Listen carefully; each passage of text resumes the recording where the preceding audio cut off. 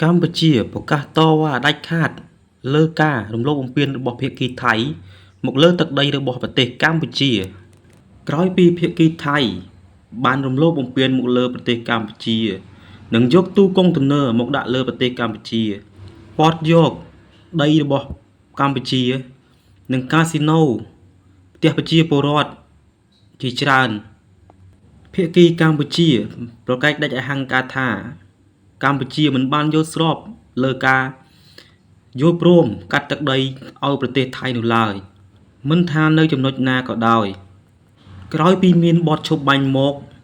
ថៃមិនដែលនៅស្ងៀមដោយកម្ពុជានោះទេគេតែងតែយកបន្លាលួសមកពាត់យកដីកម្ពុជាក្រោយបទឈប់បាញ់និងយកទូកុងតឺន័រមកដាក់លើទឹកដីរបស់ប្រទេសកម្ពុជាទាំងងើលដោយមិនគោរពច្បាប់អន្តរជាតិនោះទេទោះបីមានការតវ៉ាពីកម្ពុជាក៏ដោយក៏ថៃនៅប្រើគ្រឿងចាក់ធុនធំមករំលោភបំពាន